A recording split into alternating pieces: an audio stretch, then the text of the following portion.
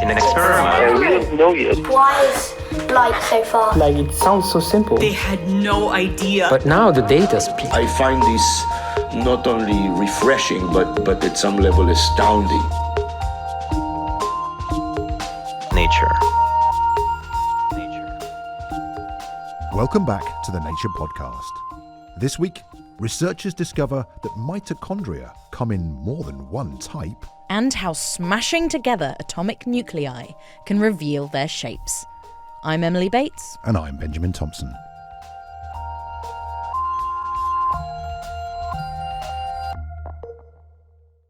First up on the show this week, reporter Nick Petrich-Howe is here with a rather surprising finding. We all learnt about mitochondria at school. They're sometimes described as the powerhouse of the cell, and they're extremely well studied. But it turns out that everybody may have missed something, because it seems that mitochondria actually come in two different kinds. We were as surprised as everyone that there would be this mechanism of mitochondria to become specialized subpopulations. This is Craig Thompson, a metabolism researcher who's publishing this odd finding in this week's Nature. He's found that in certain situations, mitochondria will divide into specialised types that are responsible for different tasks. Now, mitochondria are best known for producing ATP, the molecule that provides the energy that drives biochemical processes. But over the last few decades, it's become clear that they're also involved in a second function, making key components for the cell to grow and thrive. Mitochondria are essential for other things, and that is synthetic reactions that build the building blocks of proteins and lipids that allow us to engage in cell division and cell repair. Their ability to do these two things makes sense when there are plenty of resources around. But they can still do both when resources are limited, like if a cell is damaged, which has had researchers scratching their heads. That was impossible to explain. How does mitochondria balance the need to keep making ATP to keep the function of the cell and at the same time produce the molecules necessary to engage in wound repair? This has been so difficult to explain as there is only a finite amount of resources available. So there's a fork in the road for the mitochondria. With the same starting resources, what end product do they decide to make?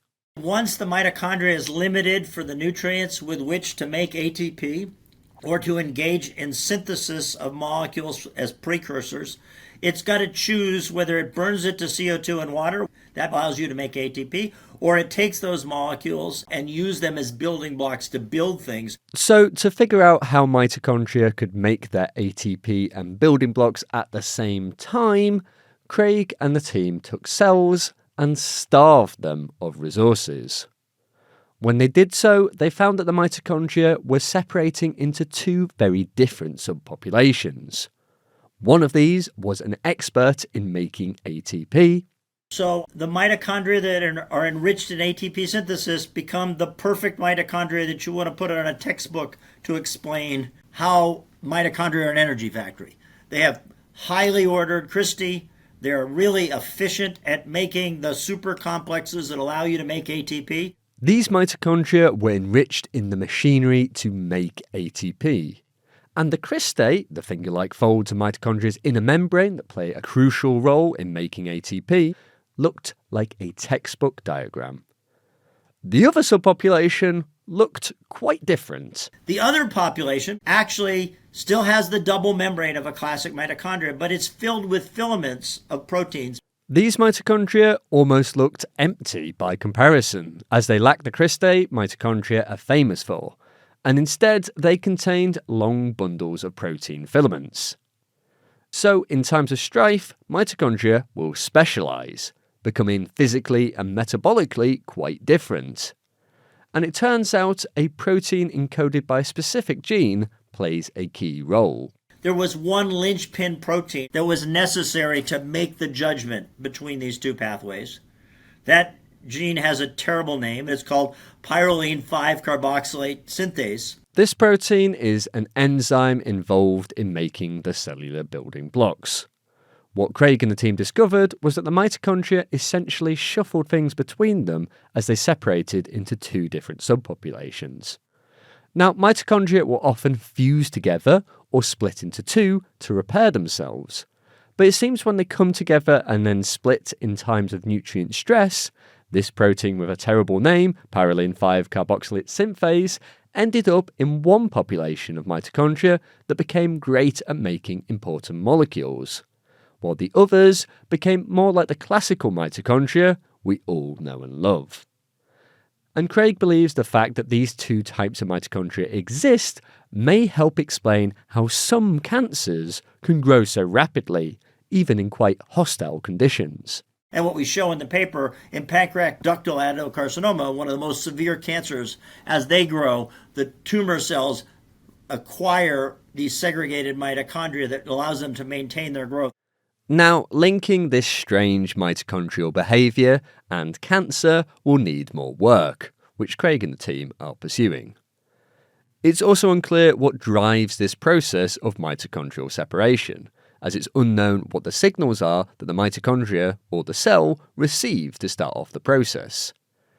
And it's also unclear how the building block making mitochondria lose their famous cristae. Craig and the team speculate it might be to do with the loss of a particular part of a protein complex involved in their formation, but this complex is also important for the double membranes that both the subpopulations have. Clearly, more questions remain, but for now, this work explains how mitochondria can keep cells functioning even when resources are limited. And Craig thinks there's likely much more to uncover about how these little powerhouses that we all learn about in school juggle competing workloads. We're hoping as we go through understanding when this occurs under physiologic conditions, it'll explain a lot of the unknown mysteries of how ATP production is linked to cellular processes that require ATP, but also require making proteins, say the secretion of proteins by various cell types, either as hormones or other kinds of things.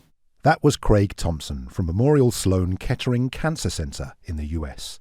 For more on that story, and for a video taking a look at these different kinds of mitochondria, check out the show notes for some links. Coming up, a smashing way to look at the shape of atomic nuclei.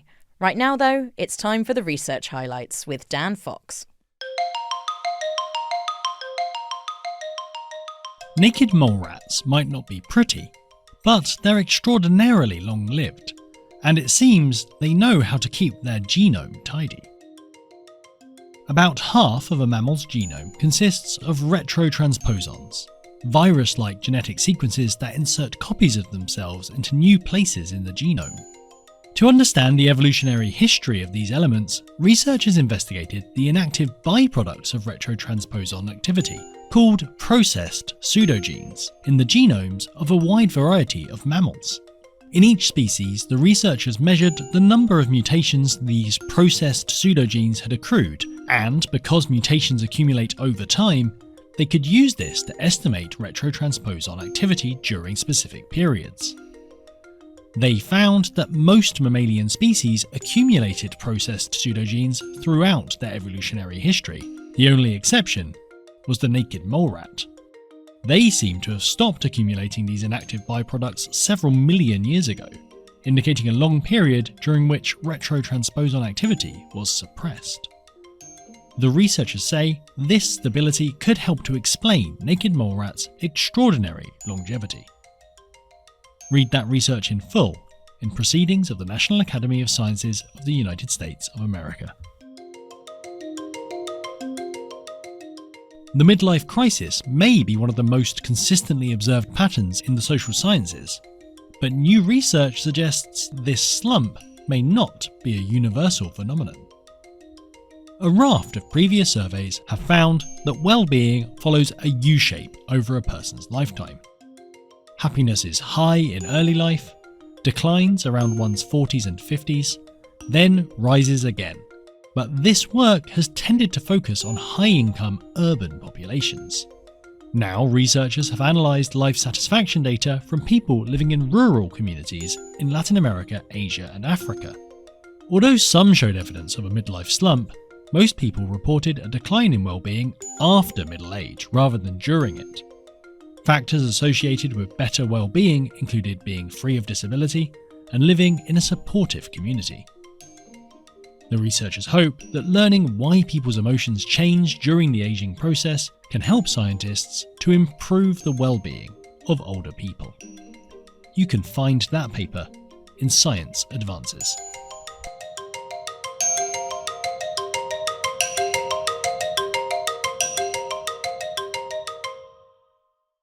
Next up, physicists have developed a way to reveal the shape of atomic nuclei by smashing them together. Now, if you've ever seen an atom's nucleus in a textbook, you might expect it to be a ball of tightly packed protons and neutrons with maybe some electrons zipping around it. It may surprise you to learn that, in reality, nuclei come in a whole range of shapes. In fact, a nucleus's shape is really difficult to predict and can fluctuate over time. But that shape is super important because many aspects of the element's behaviour depends on it. And in a paper in Nature this week, researchers have come up with a new way to image the shape of the nucleus, one which seems to overcome some of the shortcomings of previous methods. It involves smashing nuclei together so hard that they vaporise, and then studying the mess left behind. To find out more, reporter Lizzie Gibney called up one of the authors, Jaeyoung Chia, and started by asking him what researchers know already about the shapes of atomic nuclei. So atomic nuclei are a collection of protons and neutrons. They are bounded by short-range forces. They are short-range. That means they can be easily deformed. But also, the number of neutrons and protons are finite. That means quantum mechanics play a very important role. So as it turns out, the nuclei are not always spherical. Some of them are spherical, but most of them actually are deformed. They often take on an American football-like prolate shape or tangerine-like oblate shape. The properties of the nuclei, such as the position and the momentum of all the protons and neutrons within, they can also fluctuate over time, and this fluctuation is described by the nucleus quantum wave function. This wave function, which also describes the nuclear shape, is very hard to predict from theory, and instead we need experiments. So how previously have scientists then tried to study the shape? What kinds of experiments have they done? One of the most popular methods is so-called Coulomb excitation, in which people basically collide light ions with the nuclei and excite them. Then, by measuring the gamma ray photons emitted while they decay back to the ground state, you can determine the shape. So this is a non-invasive, non-destructive method. The advantage is that the final state is very simple, but the disadvantage is that you do not see directly the neutrons. And also, you do not see the shape directly because the reaction time is relatively long. So basically, it's like a long exposure image you're taking. The shape averaged over time. Of course, it feels like it's important to know about these nuclei that are just so important to matter in general. But why does the shape matter? Does it have any consequence if it's one shape or another? Yeah, the shape determines the behavior of the nucleus. They are important for a lot of practical reasons. So, for example, the nuclear shape plays a very important role in determining which atoms can participate in nuclear fission. And also they are important for understanding the origin of the heavy elements. So we know that the elements are made in the supernova explosion or the neutron star mergers.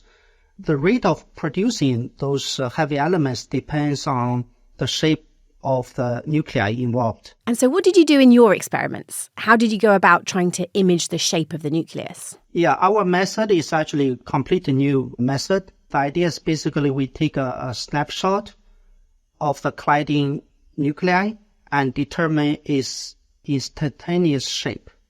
So basically we accelerate two beams of nuclei to very high speed and smash them in the middle of the detector. So we heat it so hard that we basically melt the nuclei into a soup of quarks and gluons. And so this hot plasma basically expand under pressure very rapidly in a way that is related to the initial shape. Eventually the plasma will cool down and freezing out into thousands of particles that we measure in the detector. By measuring the momentum of all the particles we detected, we can actually roll back the clock to infer the shape of the nuclei. The advantage is that although the imaging method destroys the nuclei, we can take the snapshot over and over again, right, with the same type of nuclei. So that means we can sample all the possible fluctuations of the nuclear wave function. And from there, we can reconstruct, the original shape. It's wild that you image something by completely obliterating it. But it sounds like an incredible method. And what specific nuclei were you looking at? So we look at the uranium isotope called uranium-238, which has 92 protons and 146 neutrons.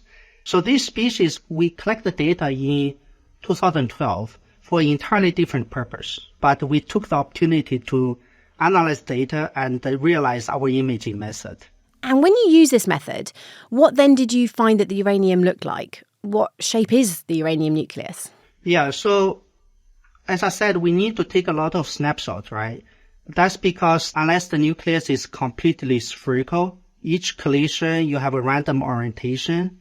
And so the collision looks different from one collision to another collision. So when you have this uranium colliding, they can collide head-on or the side-on, right? So they will form this hot plasma with a different shape. But we sample all possible orientations and compare the result with a collision of gold-197. The gold is almost spherical, means the collision geometry is nearly independent of the orientation. So we can compare the result obtained in the uranium collision with the result obtained in the gold collision. We can infer the shape of the uranium. What we found is that uranium have this elongated shape, which we already know from the low energy measurement. But we also learned something new. Basically, we are able to analyze this three-dimensional structure, right? If you think uranium is like an American football, its dimension in the X and Y direction are equal, but they are shorter than the dimension along the Z direction. What we found is that the dimension in the XY direction are actually not equal. So that means all the three dimensions are different. So it's like American football being slightly squeezed on the side.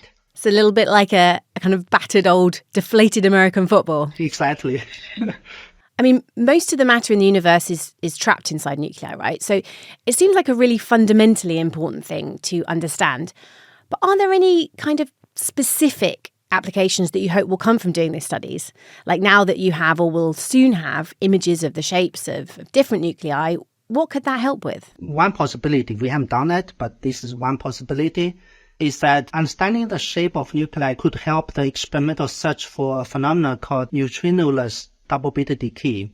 And this is the process that hypothesized could exist if the neutrino is its own antiparticle. But it has never been observed. But this is very important because it will help us to understand the neutrino mass and verify whether the neutrino is its own antiparticle. The expected rate for this decay channel depends on how similar the shapes are before and after decay. So what we can do to help is that we can, by comparing the collisions of the parent nuclei and the collisions of the daughter nuclei, we could determine their shape difference very precisely, hence help reducing the uncertainties of the theory that are used to predict the rate of such decays. That was Chayoung Chia from Stony Brook University in the US. For more on that story, check out the show notes for a link to the paper and Lizzie's news story. Finally on the show, it's time for the briefing chat, where we discuss a couple of articles that have been featured in the Nature briefing. Now, We heard Dan in the research highlights earlier talking about naked mole rats and clues to why they live so long. I've got a story that I read about in Nature that's kind of along the same lines, but this one is about one of the world's largest and oldest plants. It's a quaking aspen tree in Utah called Pando. Now, DNA analysis has helped researchers to determine the age of this plant and revealed some clues about its evolutionary history. Is this one singular tree or is this a species of trees? Well, it's a bit of a strange one, to be honest with you. So Pando means I spread in Latin, and it is a tree, technically, but it's actually 47,000 stems that cover an area of 42.6 hectares in Utah's Fish Lake National Forest. Okay, so this is one organism that is taking up an immense area. Absolutely right. So Pando is triploid, so its cells contain 3 copies of each chromosome rather than 2. And as a result, it can't reproduce sexually and mix its DNA with other trees, and so it creates clones of itself. So, yeah, technically it is a tree, but it's also 47,000 trees supported by a vast root system that obviously is underground and spreads for a really, really long way. That's fascinating. And so what have they done to discover how old it is? Well, it's involved looking at the genomes. And although the offspring are genetically identical, they still accumulate mutations in their genomes as cells divide. And these variations provide information on how the plant changed since it first sprouted and therefore, how old it is and all the rest of it. Now, what's happened here is a team of researchers took roots and bark and leaves from across the clone and compared the DNA taken from them with DNA from unrelated quaking aspen trees. And they found nearly 4,000 genetic variants that arose as Pando repeatedly cloned itself. And how old is Pando? Well, how old do you reckon it might be? A tree? I mean, very old. 1,000, 2,000 years? Or I guess no, things can live longer than that, can't they?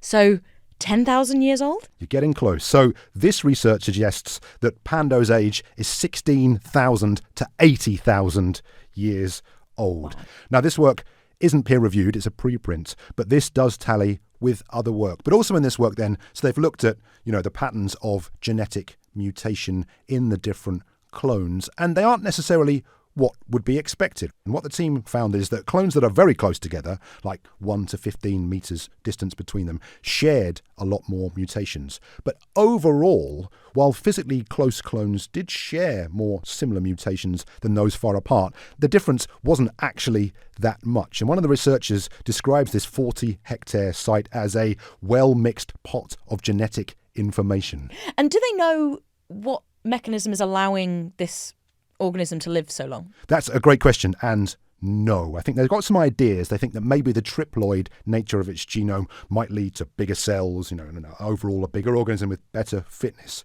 And something is clearly going on to protect the genome from harmful mutations, but what it is unclear. But there have been very few studies that have looked at really old clone organisms like Pando, which, up to 80,000 years, which is absolutely mind-blowing. It's part of and it provides an entire ecosystem. Whilst it may look like a forest of white trees, there's much more going on in this area. But it is under threat. It turns out that wild elk and deer, large populations of these, are eating the young clones as they sprout. And I know that efforts are underway to try and get on top of that, so hopefully it can last for another 16 to 80,000 years, perhaps even longer. Well, I've got a story that relates to something a few hundred years old, but not tens of thousands of years. Right. Now, Ben, I'm sure you're aware of the infinite monkey theorem, that a infinite number of monkeys over time would eventually write the entire works of William Shakespeare. That's right. It's a very sort of popular puzzle in terms of time and probability and all this kind of stuff. Yeah, absolutely. And the key part of it is the infinity, right? The infinite number. But this is the finite monkey theorem. And so a group of researchers have taken the infinite monkey theorem as inspiration and then run the numbers on whether you had a finite number of monkeys, how long it would take them to write different works, including the complete works of William Shakespeare. Okay, so a finite number, you have a set pool of monkeys. jabbing away at their typewriters. How long would it take then, do these researchers think? Well, so let me go through some of the parameters that they put in place first, because I think it's quite important because we're not dealing with infinite monkeys, infinite period of time. They did use chimps, or the number of chimps, rather than monkeys. Right. So they're actually looking at apes here. So the population of chimps on Earth is around 200,000. And they've decided if we take a chimp's lifespan to be 30 years and they spend every second of every day on a keyboard with 30 keys, which is all the letters in the English language plus some for punctuation and spaces. So if 200,000 chimps continue to be that population, the time it would take them to type the entire works of William Shakespeare would be longer than the heat death of the universe. Oh. Which they have assumed to be around a Google of years, so 1 followed by 100 zeros. Well, that's disappointing. It's really disappointing. I was hoping the chimps would get their act together and start, knocking out Macbeth or something like that. No, they're not going to get to Macbeth. They have a 5% chance of writing bananas in one chimp's lifetime. So they might be able to write the word bananas. There is a chance that within one chimp's lifetime, they will write, I chimp, therefore I am. Things they are unlikely to write before the heat death of the universe include Shakespeare, entire works, Planet of the Apes, which is 83,000 words, and Curious George. They're not even going to get to write Curious George, which is 1,800 words. Oh, those poor chimps. I mean, I do have to ask, why have they figured all this out? I mean, I know that there's lots of research into, things like how language develops and all this kind of stuff. What's the thrust of this other than it's quite a neat thought experiment? Yeah, it's a mathematical problem. If you look at the actual paper, there's some wonderful equations in there for what is just chimps typing words. But what they do mention in the paper at the end is they don't bring up the philosophical aspect of whether a work created by a monkey is the same as a work created by Shakespeare, who was cognizant as he was writing it. And they draw parallels between the current issue around generative AI and things being created versus human work. So yes, they have concluded that Shakespeare himself actually provided the quote as to whether monkey labour or chimp labour could meaningfully be a replacement for humans. It comes from Hamlet, Act 3, Scene 3, line 87. No. We have to leave that there, I think, for this week's briefing chat. And listeners, for more on those stories, or where you can sign up for the Nature Briefing to get more of them delivered directly to your inbox, check out the show notes for some links. That's all for this week. As always, you can keep in touch with us on X. We're at Nature Podcast. Or you can send an email to podcast@nature.com. I'm Emily Bates. And I'm Benjamin Thompson. Thanks for listening.